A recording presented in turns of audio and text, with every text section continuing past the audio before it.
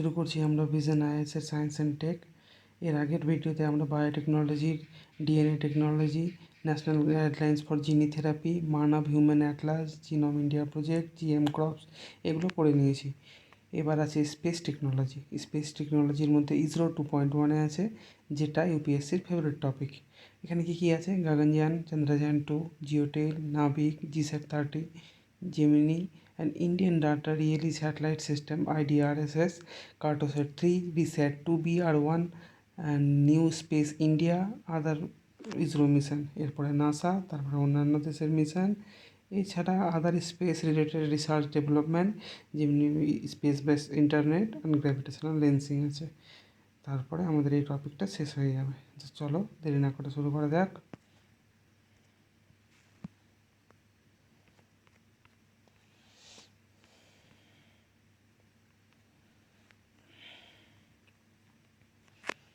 গগনযান বলছে, গগনযান কেন নিউজে এসছে? বর্তমানে সরকার আমরা সবাই গগনযান সম্বন্ধে জানি, যেখানে ইসরো স্পেসে মানুষ পাঠাচ্ছে ভারতীয়।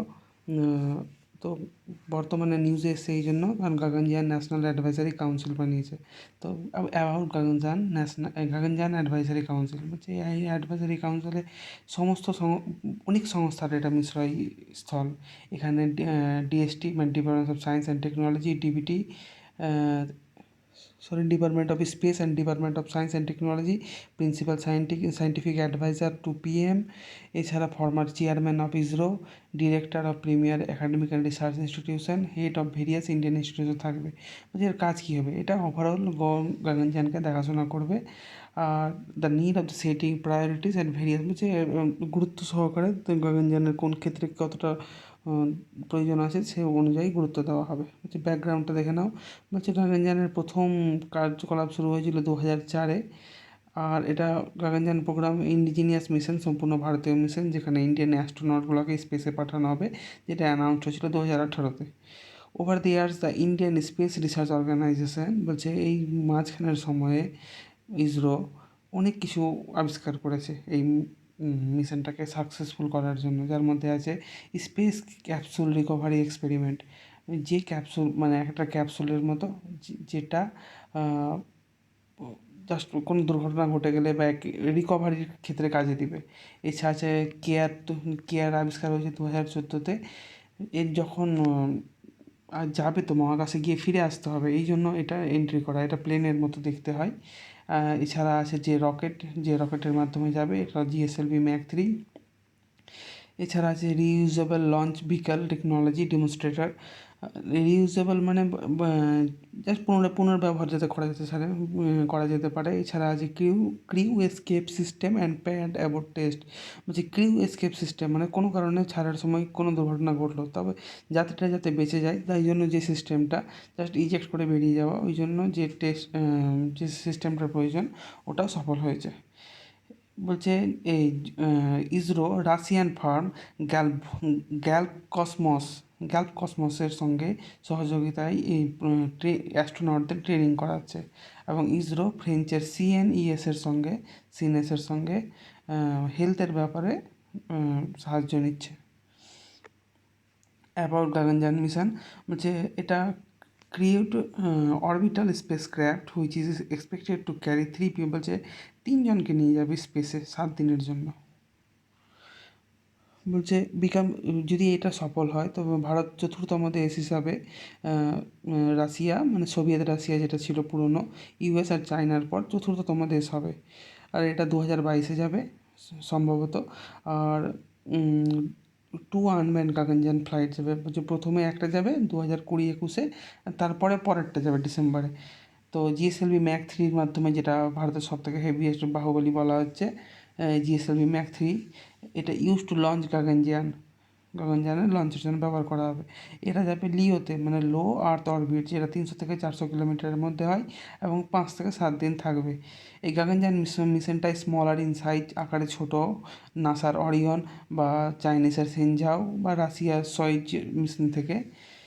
ISRO will collaborate with the, বলছে এই ক্ষেত্রে ইন্ডিয়ান এয়ারফোর্সের সঙ্গে সহযোগিতা করেছে, ইন্ডিয়ান এয়ারফোর্সের পাইলটগুলোই আসলে যাবে।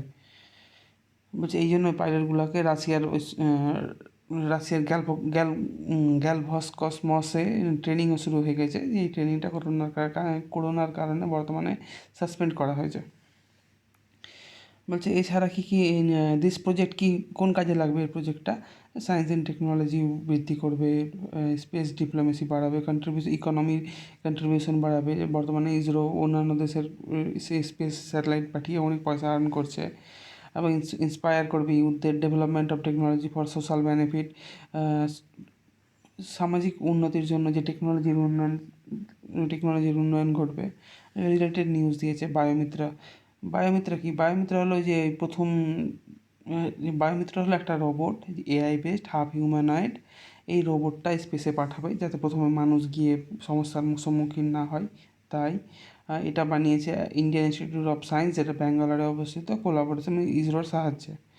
Human space flight centre responsible for implementation of Gaganyaan project. Gaganyaan project যাতে সময়ে সঠিকভাবে সম্পন্ন হয় তার দায়িত্বে আছে এই HSFC সেন্টারটা।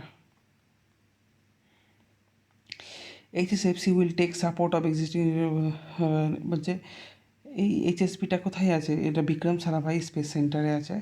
আর না, স্প্লিট অ্যাক্রস ভেরিয়াস স্পেস আছে বিক্রম সারাভাই স্পেস সেন্টারে। বলছে এই সমস্ত যে কার্যকলাপ যে ছড়িয়ে আছে Vikram Sarabhai space centre, UR Rao satellite centre ব্যাঙ্গালুরে, সমস্ত কার্যকলাপকে সম্মিলিত করে যাতে সাকসেসফুল করা যায় তার দায়িত্ব পড়তেছে এই HSFCর উপরে। এরপরে দেখো পিএসএলভি হলো পিএসএলভি একটা জিএসএলভি থেকে ছোটো মাপের রকেট। এটা 3G থার্ড জেনারেশনের রকেট। এটার 4টা স্টেজ আছে। এটার তো ফুয়েল আছে সলিড আর লিকুইড।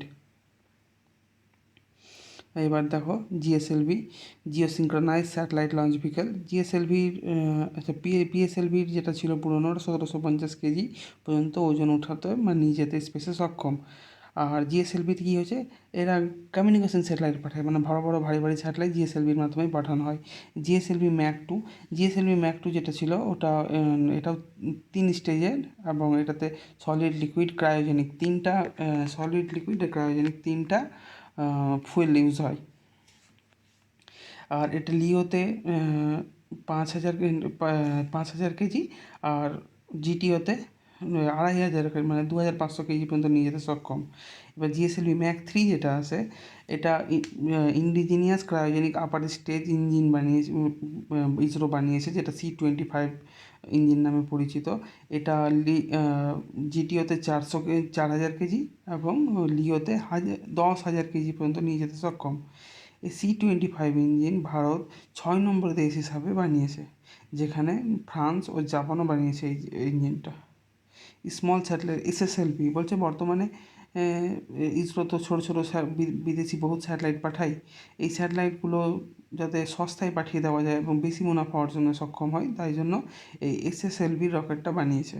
এর লিওতে 500 কেজি এবং জিটিওতে 300 কেজি নিয়ে যেতে সক্ষম। এটা বানিয়েছে ইসরোর বিক্রম সারাভাই স্পেস সেন্টার।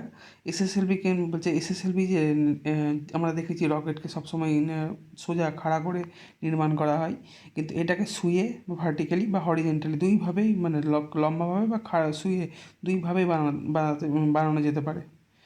আর এটা ভেলোসিটি টাইমিং মডিউল আছে। এর পরের ভিডিওতে আমরা চন্দ্রযান 2 সম্বন্ধে পড়ব।